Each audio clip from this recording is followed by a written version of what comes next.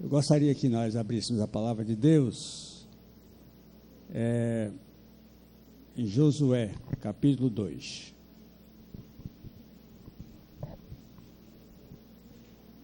Josué, capítulo 2.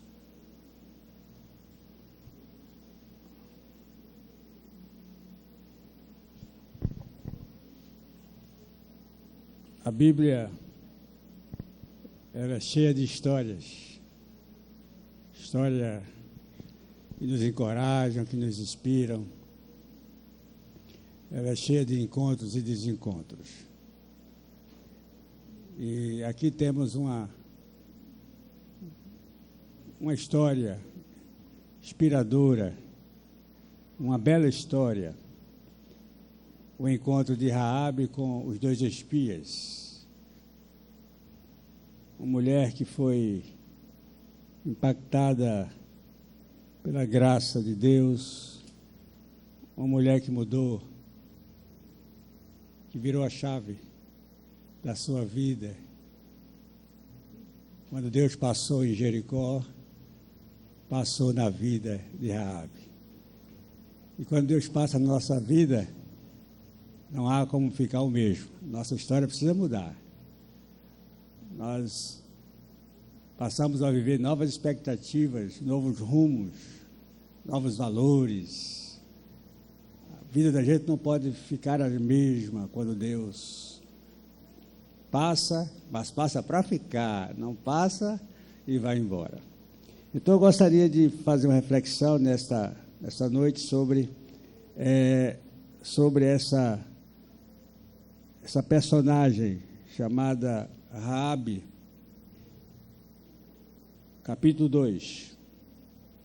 De Cetim enviou Josué, filho de Nun, 2 homens, secretamente, como espias, dizendo: andai e observai a terra de Jericó.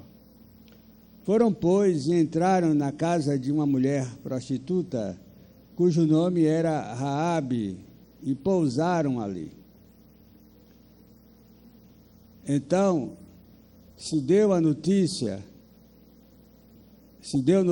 ao rei de Jericó, dizendo: eis aqui, esta noite, vieram aqui uns homens, os filhos de Israel, para espiar a terra. Mandou, pois, o rei de Jericó dizer a Raabe: faze sair os homens que vieram a ti e entraram na tua casa, porque vieram espiar toda a terra.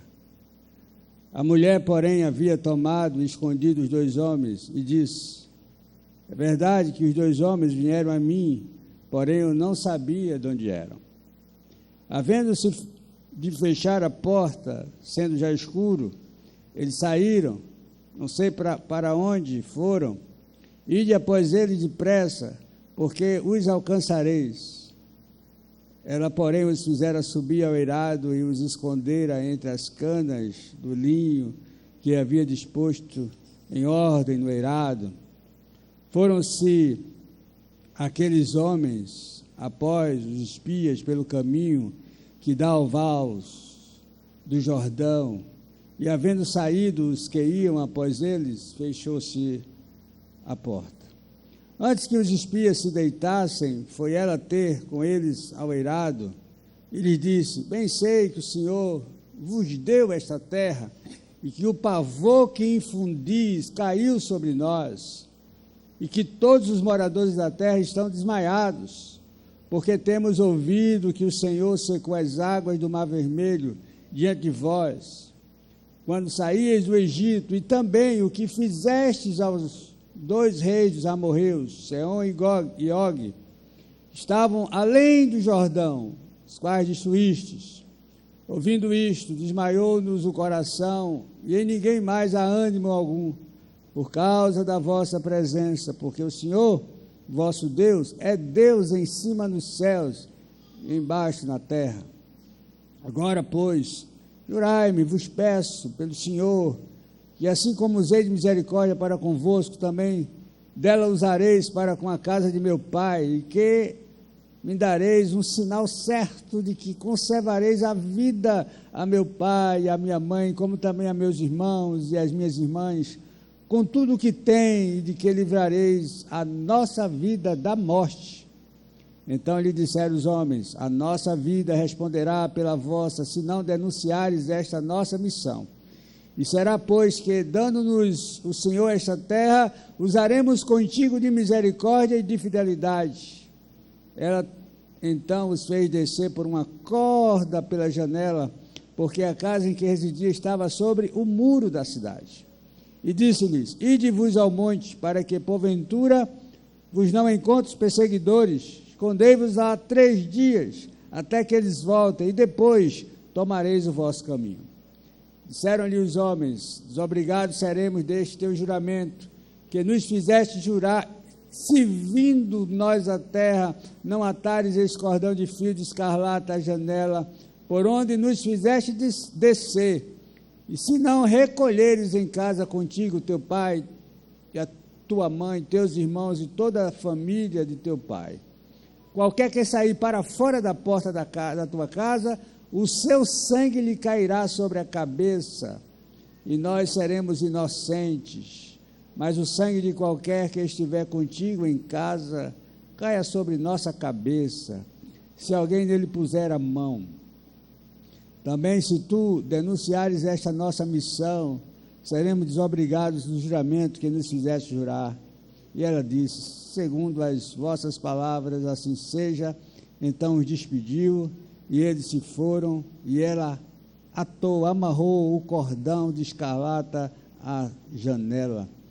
Foram-se, pois, chegaram ao monte, e ali ficaram 3 dias, até que voltaram os perseguidores, porque os perseguidores os procuraram por todo o caminho, porém não os acharam. Assim, os 2 homens voltaram e desceram do monte, e passaram e vieram a Josué, filho de Num, e lhe contaram tudo quanto lhes acontecera, e disseram a Josué: este é o relatório, certamente o Senhor nos deu toda esta terra nas nossas mãos, e todos os seus moradores estão desmaiados entre nós. Que história linda. Já era suficiente para a gente já ser edificados, né? Já era suficiente para podermos sermos encorajados para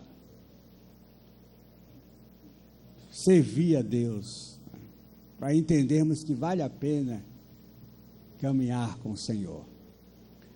Mas temos aqui 2 espias, 2 batedores, vamos dizer assim, 2 homens que foram enviados por Josué, Josué que tinha substituído Moisés nessa empreitada de possessão da terra de Canaã, que nós conhecemos muito bem, a terra que Deus prometeu ao seu povo, e eles foram libertos lá do Egito, foram tirados lá do Egito pela mão forte, a mão poderosa de Deus, e carregando essa promessa no coração de que haveria lá uma terra a serem colocados, a serem estabelecidos, uma terra fértil, uma terra próspera, uma terra, como a expressão, que mana leite e mel, mas era uma terra habitada, era uma terra onde havia gente morando, era uma terra onde as pessoas não aceitariam, né, facilmente esse discurso de que Deus estava dando a terra e eles teriam que abandoná-la. E a ordem de Deus era justamente adentrar essa terra, possuir essa terra, influenciar os povos dessa terra e destruir aqueles que assim resistissem, aqueles que assim, de fato, não quisessem reconhecer Deus como único Deus existente, como o único Deus vivo nos céus e na terra. Então, este era o grande desafio do povo de Deus, era invadir, era tomar posse dessa terra. E Josué estava agora na liderança. No momento ele ficou meio duvidoso, meio tímido, e no capítulo 1, Deus vai fazer uma convocação, vai dar uma palavra de ordem a ele: seja valente, seja corajoso, eu estou te mandando, eu que te escolhi. Ou seja, Deus estaria com ele nessa empreitada.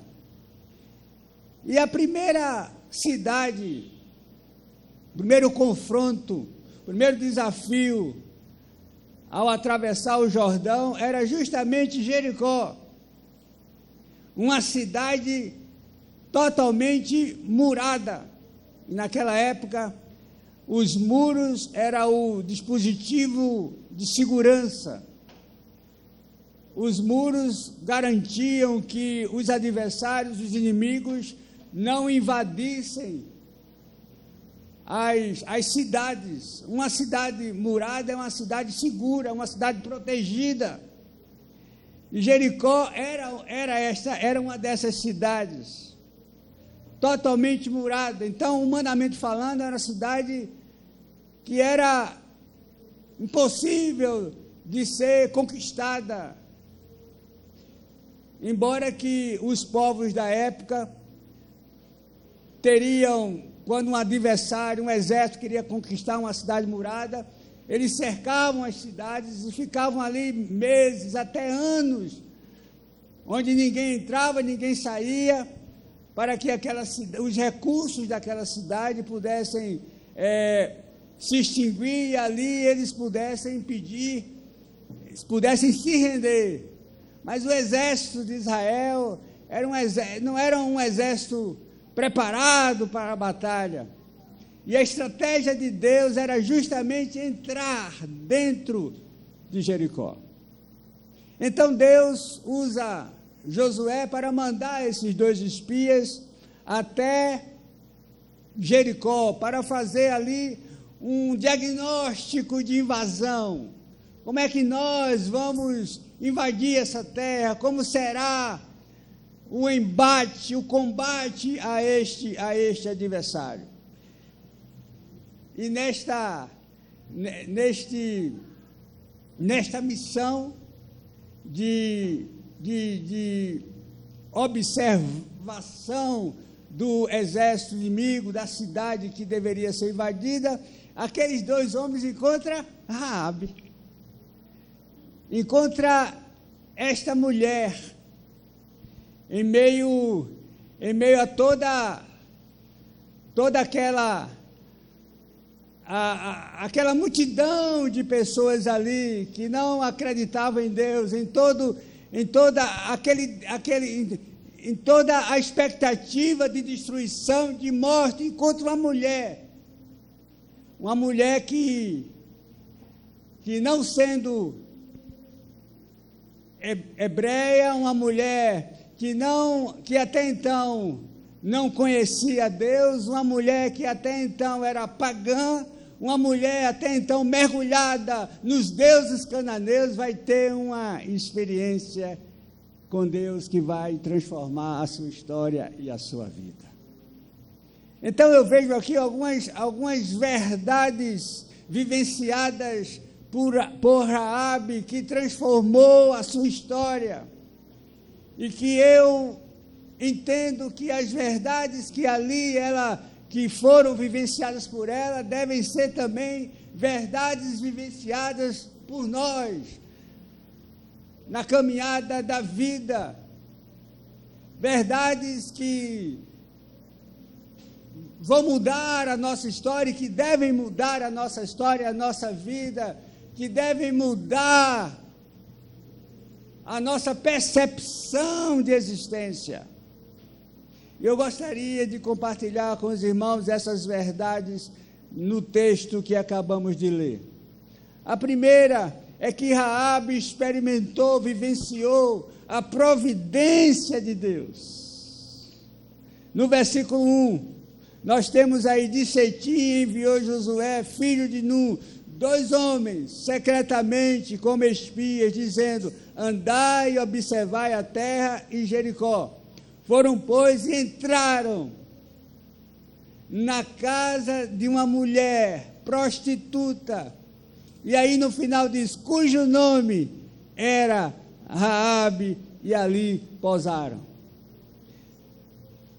O escritor deixa claro a identificação daquela mulher. Não vem primeiro o nome dela, vem primeiro aquilo que ela fazia, como ela era conhecida. E o texto diz: eles entraram diretamente e foram para a casa de uma mulher. E quem era essa mulher? O que ela fazia? Ela era prostituta, vendia o seu corpo. Algo muito comum entre os cananeus. Algo incomum entre os hebreus, porque Deus tinha proibido. E aí vem o nome dela, Raabe. O texto não nos diz quais eram os motivos que a levaram a ser prostituta, a vender seu corpo. O fato é que ela tinha esse ofício como estilo de vida.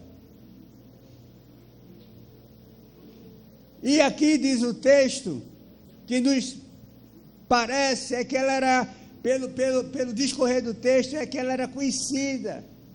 Ela tinha projeção da cidade, uma mulher inteligente. E o texto diz que ela tinha uma espécie de pousada, um ambiente no qual ela exercia as suas atividades.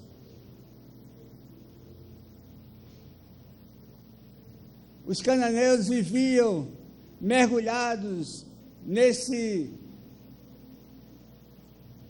caos moral. Na verdade, os cananeus eram um povo que não tinha parâmetros morais. E aqui é o contexto que Raabe vivia.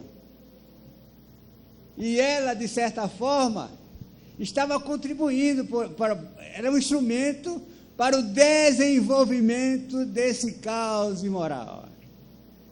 Ela tinha um comércio, ela tinha uma casa, e ela era responsável, de certa forma, pela prostituição daquele lugar. Mas o que é interessante é que aqueles homens entraram na casa justamente dessa mulher.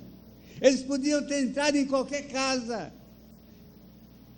ou ter outras opções, outros lugares, outros ambientes para entrarem.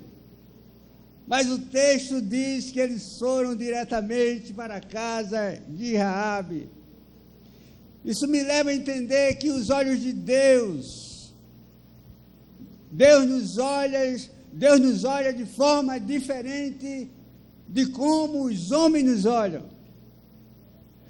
O olhar de Deus vai além daquilo que a gente faz. O olhar de Deus é um olhar de providência, é um olhar de graça. O olhar de Deus é um olhar de bondade. O olhar de Deus é um olhar de empatia. E ele entra em lugares que muitas vezes homens não têm a coragem de entrar. E quando eu penso que os espias entraram na casa de Raabe, eu não vejo apenas 2 homens entrando na casa de Raabe, 2 homens hebreus, eu estou vendo Deus entrando na casa de Raabe. Porque eles não foram à missão sozinhos. A missão não era de Josué, a missão era de Deus. E Deus estava com o povo de Deus, e Deus estava com aqueles 2 homens. E eles entraram. É claro que eles não entraram para validar, para aprovar os erros, os equívocos que Raabe cometia, a prostituição. Deus proibia esta prática no meio do seu povo. Mas também Deus não entra ali pelos espias, no texto, para condenar aquela mulher. Eles entram na casa de Raabe para trazer luz à vida daquela mulher. Eles entram na casa de Raabe para oportunizar aquela mulher ser abençoada por Deus. Eles entram na casa de Raabe para oportunizar aquela mulher, para que ela pudesse experimentar a providência de Deus. Aquela cidade ia ser destruída. Os moradores daquela cidade iam ser mortos, e como foram. Mas quando os espias entram na casa daquela mulher, entram para oportunizar o livramento, entram para oportunizar que algo diferente poderia acontecer na vida daquela mulher. Por isso, eu vejo o quanto Deus, a mesma ação de Deus na vida de Raabe, é com a minha vida, é com a nossa vida, de Deus vir ao nosso encontro. O desejo de Deus de vir ao nosso encontro para nos abençoar, para trazer luz para a nossa vida. O desejo de Deus de que a gente experimente o livramento, a providência dEle. E essa providência sinaliza justamente isso, que Deus não nos ignora na nossa existência. Deus nos enxerga como enxergou Raabe. Que Deus não fica de braços cruzados esperando a nossa destruição. Ele nos oportuniza a vida. Ele nos enxerga, nos abraça. Não há fronteiras para que a gente possa experimentar a providência de Deus. Não existe geografia existencial que nos coloque fora do alcance de Deus. Essa é a primeira verdade que Raabe experimenta. A segunda, ela experimenta a misericórdia de Deus. Ela não só experimenta livramento, a oportunidade de virar a chave da sua vida, de ser abençoada, de não ser destruída, mas ela experimenta a misericórdia de Deus, como está aí no versículo 2. Então se deu a notícia ao rei de Jericó, dizendo: eis que esta noite, versículo 12. Agora, pois, jurai-me, vos peço pelo Senhor, e assim como usei de misericórdia para convosco, também dela usareis para com cada um de meu pai, e que me dareis um sinal certo. Ela usa a expressão misericórdia para ela, misericórdia para a família, misericórdia para seus pais. Ela quer experimentar a misericórdia de Deus. Ela toma consciência de que de fato ela merece ser destruída, e que Deus vai justamente punir os cananeus, vai punir Jericó. E ela acena: não, eu quero experimentar a misericórdia do Senhor. E de fato, pecadores necessitam de misericórdia. É a misericórdia que faz com que Deus não nos dê o que merecemos. Raabe merecia ser destruída. Raabe merecia a morte como pecadora, não porque ela é prostituta, mas porque a essência dela era pecadora, como eu e você. Não merecemos nenhuma dádiva do Senhor, não merecemos a salvação, não merecemos nenhuma ação de Deus por nós, não merecemos nada da parte de Deus. O que Deus nos concede é misericórdia. O que nós merecemos é morte, o que nós merecemos é destruição, mas Deus, ao invés de nos conceder morte, destruição, distanciamento dele, ele nos dá misericórdia. E quando aqueles homens entram na casa de Raabe, eles estão dizendo: olha, há um Deus que nós vamos aprender de fato ali que existe um Deus cheio de misericórdia. E ela vai aprender isso porque ela sabe que a cidade vai ser destruída. Ela vai aprender isso porque ela está percebendo Deus marchando com o povo, destruir os reis lá na frente. Nós temos ouvido o que esse Deus tem feito. E certamente ela conhecia a forma como Israel tinha sido tirado lá do Egito. E aí ela disse: eu quero experimentar não a ira desse Deus. Eu não quero experimentar o fogo desse Deus. Eu não quero experimentar a punição desse Deus, o juízo desse Deus, a destruição desse Deus. Eu quero experimentar misericórdia. Eu acredito que deve ser essa nossa expectativa. Final do ano nós dizemos aquela frase, né? Feliz Ano Novo. E de fato muita gente adentra o Ano Novo, consciente ou não, achando que o que vai lhe acontecer, ou que coisas boas devem acontecer nesse Ano Novo, que se começa para todos nós, as coisas boas é que nós merecemos. Feliz Ano Novo, ou seja, que de fato coisas boas possam acontecer na sua vida, e não tem nenhum problema, acredito, nós desejarmos Feliz Ano Novo. É um bom desejo que a gente compartilha um com o outro. Mas, enquanto crentes, nós precisamos entender que é aquilo de bom que possa e que vai acontecer conosco ao longo de 2023, não é porque você e eu merecemos, mas é pela misericórdia de Deus para conosco. E o profeta Jeremias deixa bem claro, quando ele diz: as misericórdias do Senhor são a razão de não sermos consumidos.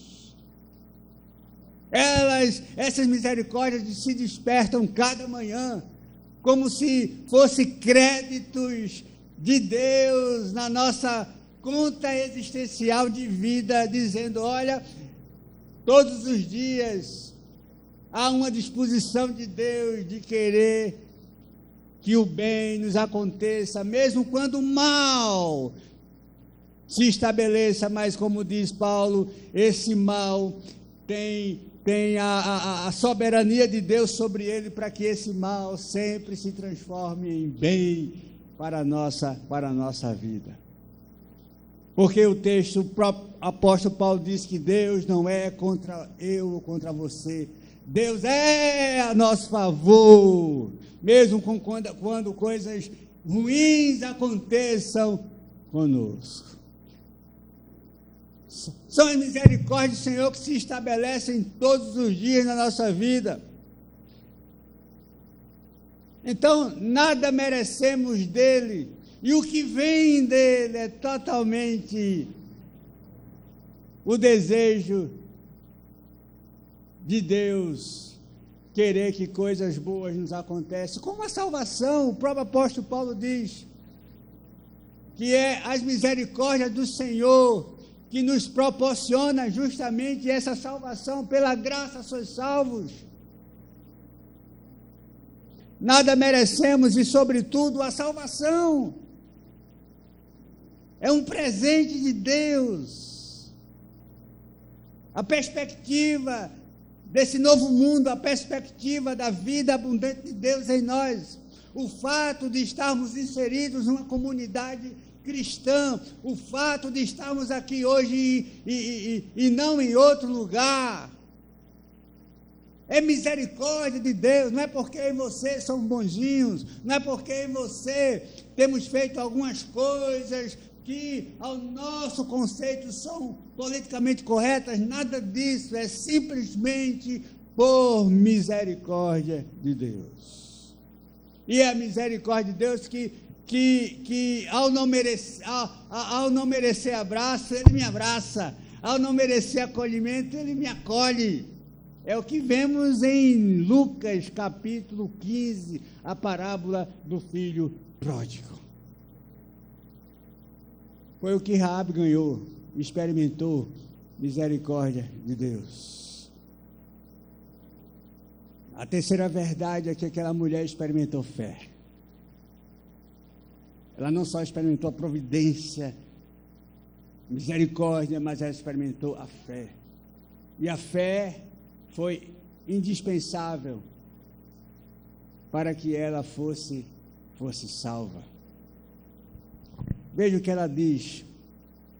Na verdade, as palavras, ela faz várias declarações de fé. Mas não só declarações, ela toma atitude de fé. E eu queria ficar apenas com a frase no versículo 11, quando ela diz: vosso Deus é Deus em cima nos céus e embaixo na terra. Um cananeu dizer isso estava em outro nível. Ele estava quebrando com todo o panteão de deuses que ela poderia estar imergida. Ela diz: não há outro Deus. Os deuses que estão todos aqui, que a gente adora, que a gente vive aqui nessa atmosfera idólatra. Não há outro Deus, só existe um Deus nos céus e na terra. Essa mulher é uma mulher de fé,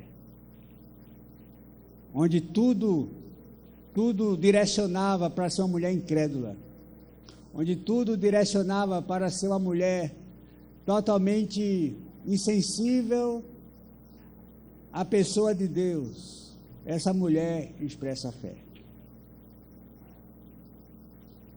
E é reconhecida.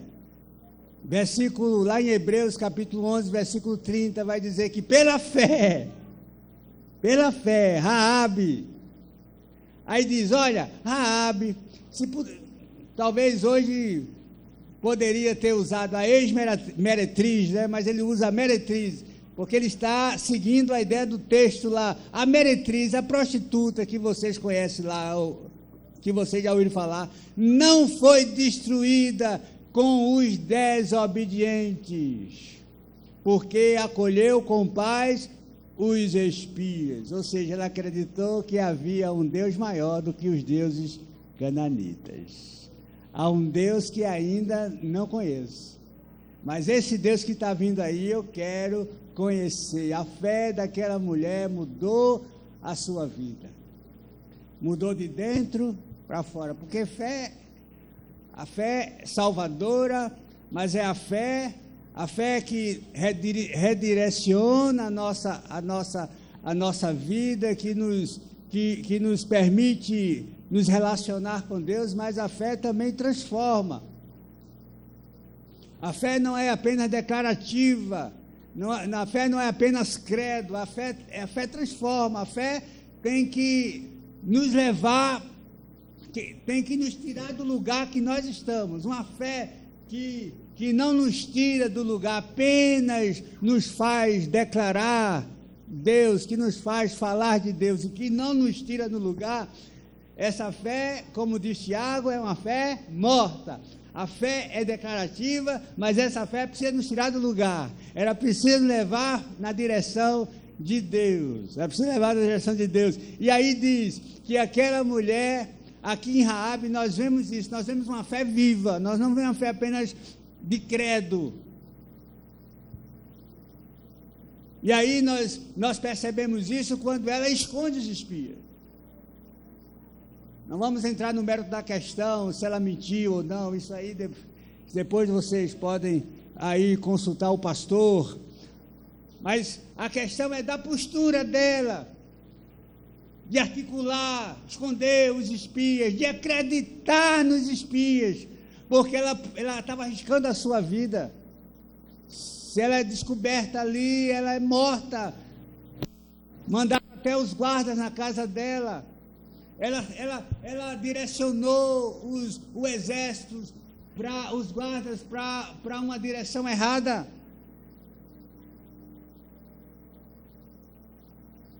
Mas é a mulher que está acreditando na mensagem, na informação que estava chegando ali diante dela. Ela acreditou que a cidade ia ser invadida. Ela acreditou que Deus daria Canaã ao povo de Israel. Ela não acreditou nos muros. Ela podia se sentir segura nos muros. Não, eu estou aqui, bem protegida. Ela disse, não, eu não acredito nos muros. Eu acredito que esse Deus pode derrubar os muros. Ou não, eu acredito que esse Deus pode invadir. Ou seja, os muros não seriam um obstáculo suficiente para impedir que esse Deus, de fato, chegasse em Jericó. Então, sua fé é uma fé que vai além do discurso, que mexe com a sua vida, que mexe com o seu dia a dia, que mexe com o seu negócio, que mexe com os seus valores. A fé precisa sacudir a gente, a fé precisa nos levar a nos comprometer com Deus. Essas informações que chegam de Deus a nós, elas precisam ser aceitadas por fé. É por isso que faz com que a Bíblia seja de fato, faça diferença na nossa vida. Não é só uma leitura, não só é apenas o ouvir de uma mensagem, mas é algo que se internaliza na gente, é algo que mexe com a gente, é algo que se conecta com a gente, é algo que nos transforma. Então a fé levou aquela mulher a se comprometer, a se descomprometer com os seus deuses, a se comprometer com Deus. Uma fé que levou aquela mulher a renunciar o seu estilo de vida. Lá na frente, a gente vai poder ter mais informações sobre Raabe e nós vamos ver que ela casou, deixou a prostituição. E mais, você vai perceber que Raabe vai entrar na genealogia de Davi e, sobretudo, na genealogia de Jesus. Será que a fé mudou a história dessa mulher? Então, a fé que nós professamos precisa mudar nossas expectativas.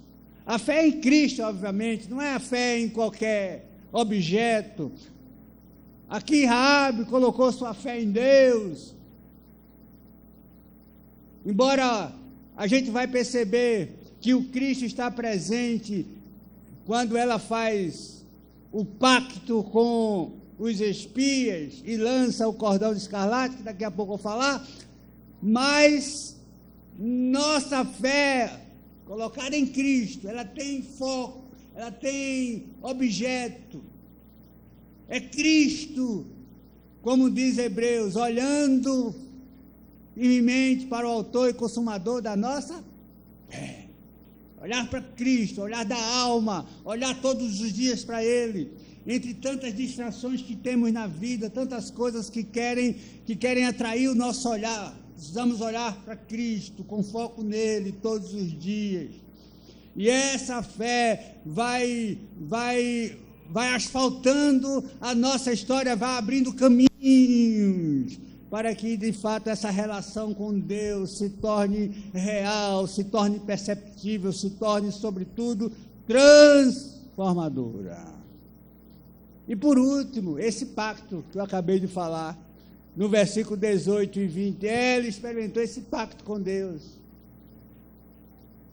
E a manifestação desse pacto foi ela obedecer, ou seja, a fé é nítida, transformando a sua vida, transformando o seu interior. E aí, como evidência dessa fé, ela decide, ela opta pelo pacto da obediência, como está no 18 e 20 do texto, quando diz assim: se vindo nós na terra, os espias, dizendo para ela, não atares este cordão de fio, esta corda de escarlata vermelha, a janela por onde nos fizeste descer, e se não recolheres em casa contigo teu pai e tua mãe, e teus irmãos, e toda a tua família, teu pai, qualquer que sair para fora da porta da tua casa, o seu sangue lhe cairá sobre a cabeça, e nós seremos inocentes, mas o sangue de qualquer que estiver contigo em casa, caia sobre a nossa cabeça, se alguém nele puser. Então, olha, ajunta todo mundo aí. A mesma corda que eles desceram foi a mesma corda que ela colocou. Ele só ajunta todo mundo. Quando a gente chegar aqui, se essa corda vermelha estiver aí, vai ser um sinal de que você acreditou, é um sinal de que você está esperando essa passagem de Deus na sua história e na sua vida, é um sinal de que que Deus não vai destruir a sua casa. Eu fico pensando, Deus, o povo cercando 7 vezes, e aí na 7ª vez trocaram trombeta e tal, e os muros caindo, quando chega na casa de Raabe, quando chega no limite da residência de Raabe, a destruição, os muros, eles permanecem em pé. Isso é lindo, essa imagem. Mas porque estava lá, não sei, balançando, né? Talvez não, certamente não, mas estava lá o cordão vermelho. Ela podia ter denunciado esses espias, não podia? Eles saíram, podia ter denunciado. Ela não denunciou. Ela acreditou. Ela, talvez depois, ela podia ter pensado, esse negócio é balela, esse negócio é fake news, é barca furada, esses 2 homens estão mentindo mesmo, é conversa fiada. Eu não vou, deixa eles lá, não vou fazer isso não. Ela podia ter feito isso, mas não fez, porque ela optou pelo pacto.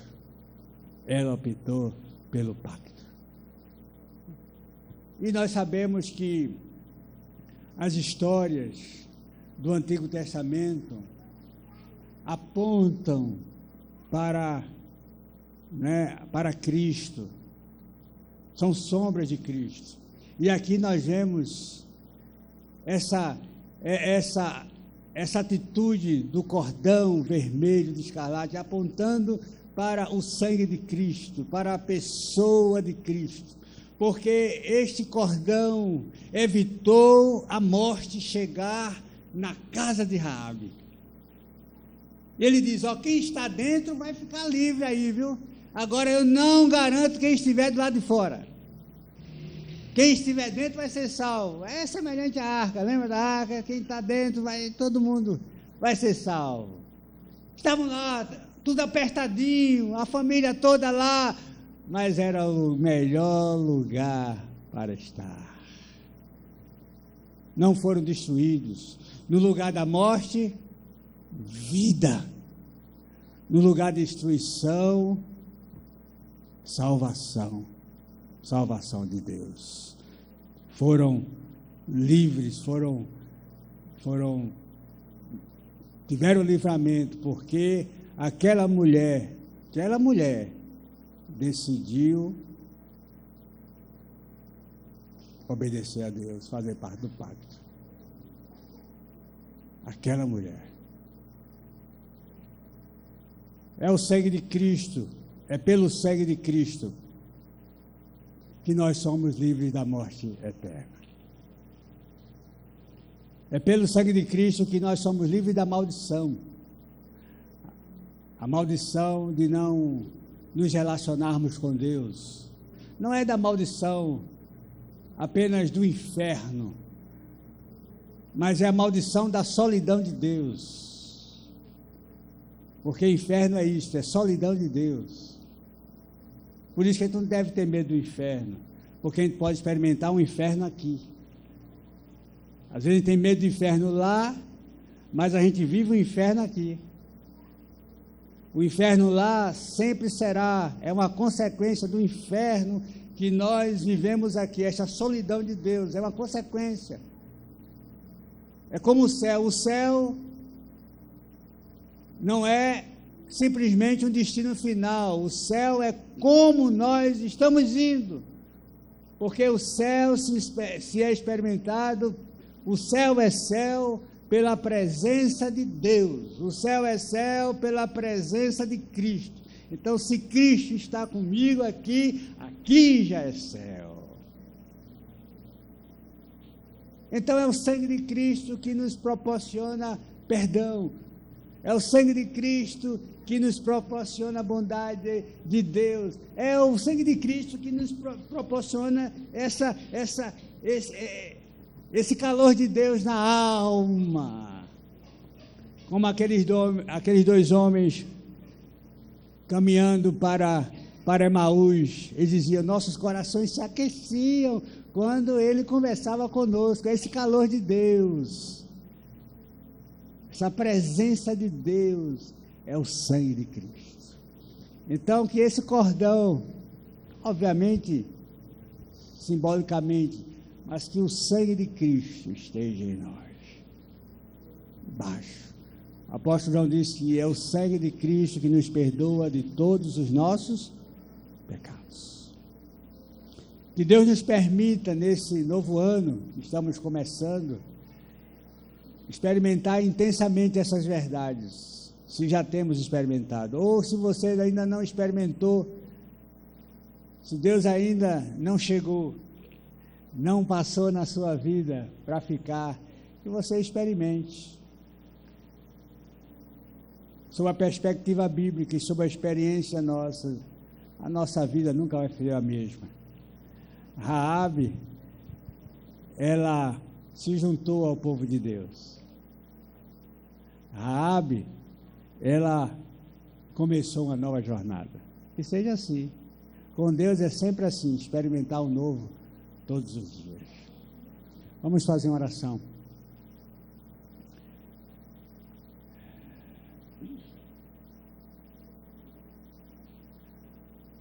Nossa gratidão a Deus por este momento de adoração, estamos na Tua presença coletivamente.